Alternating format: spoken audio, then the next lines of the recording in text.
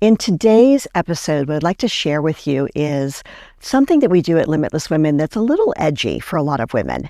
And that is that we believe that to-do lists are the bane of your existence. When you live with a to-do list, what's happening is you're never complete. You're always having more to do. You'll think of something else and write it down, and you'll think of something else and write it down. So at the end of the day, you're looking at this list, and what's happening is you just feel sad. You just feel burnt. You feel like there's more to do no matter how much you work. If you can relate to what I'm sharing with you, I have a little trick for you that I think might be helpful. What I want you to do is, instead of giving yourself a list of things to do, I want you to think about, where can something fit in your calendar? Now, I can tell you that after 35 years of entrepreneurship and 9 different companies, I've made a lot of mistakes. But one of the things that I've really learned that's helped me stay focused, on track, to get things done in a timely manner is that I threw away my to-do list. What I do instead is I look when somebody comes to me and says, "Hey, can you do this for me?" I look at my calendar. I look and see, where is there availability, if there's availability. Sometimes my answer is, I can do this for you in 2 weeks from now.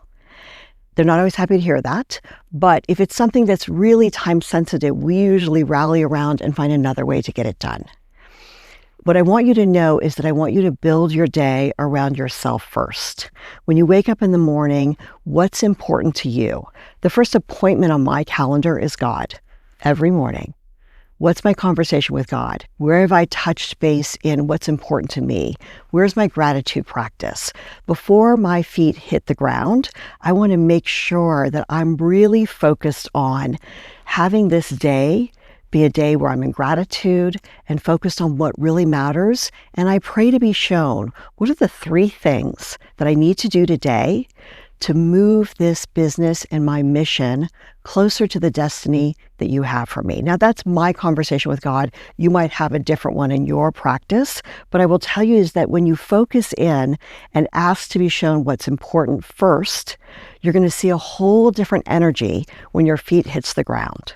The next thing that I do before I do anything else is I go through what I call my circle of life. I look at the different things in my life that I'm grateful for, starting with my health, really honoring the family that I've been blessed to build and that I've been gifted with. Then we look at our abundance, we look at our mission, we look at the different things that are important to me each day. At least I say we, it's me and God. In your world, it'll be you and your divine, whatever feels right for you. But starting in that place of all the celebrations of what's going right in the world puts you in a very different position when you do actually hit your office. So my next practice is to exercise, take care of myself, and then look at my numbers. Before I talk to somebody else, meaning somebody from the outside besides the Lord, I'm listening to, what are my numbers showing me today? Not right or wrong, but where do I need to focus? Ladies, when you start focusing on your numbers, you'll start to see what they tell you. So many women I meet have a money story. Now, each year we host a retreat called the Flow Retreat. Some years we get lucky and host it a couple of times a year. So if money is a place where you'd like a little extra love and support, please check out our upcoming Flow Retreat. It's where we really focus on finance. We focus on the things in your business that help your money grow. What do you need to know about marketing? What do you need to know about sales? And then when you're tracking, how do you learn to fall in love with your numbers? How do you wake up each day excited to see what's happening? All right, so that's just a little commercial for the Flow Retreat. I wanted to throw that in for you in case that's an area that you'd like some extra love and support in.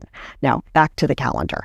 Here's what happens next. After I've had my conversation with God, after I've done my gratitude practice, after I've taken care of my body, after I've nourished myself, after I've really looked at my numbers to ask, what needs my attention today?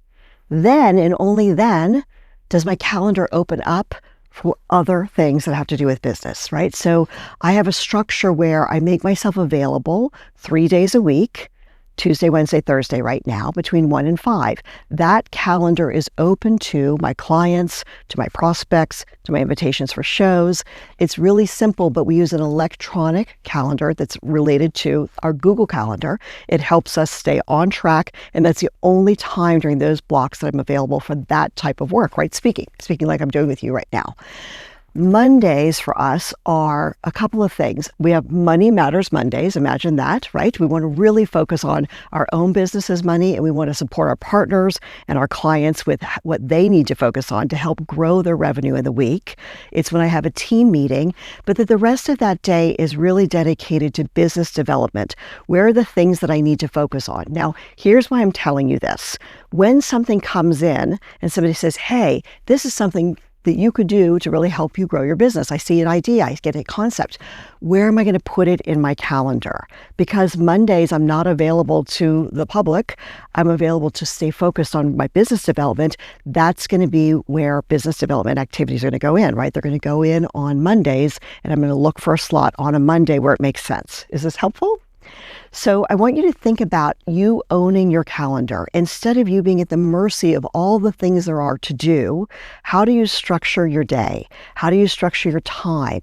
And I want you to build your life around doing this in a way that is sustaining for you and nourishing for you. When you start with your own personal life first, and then you plug in your business activities after you've taken care of yourself, after you've made your commitment to your gratitude practice, after you've done your exercise, you'll be amazed at how much you can get done in a short period of time. So the moral of the story today is give it a try. I always say, if I'm full of poop, your old life is waiting. You're welcome to go back to what you know. But you might see that letting go of your to-do list and instead using your calendar as a structure of support for you can really be helpful. I'm Laura Gisborne. Thanks for listening in. If I can be of service to you, please reach out to me at limitlesswomen.com, and I'll look forward to seeing you again soon. Are you a limitless woman? This is your personal invitation to learn how you can join our online community, grow through our business school, and play with us at our live events.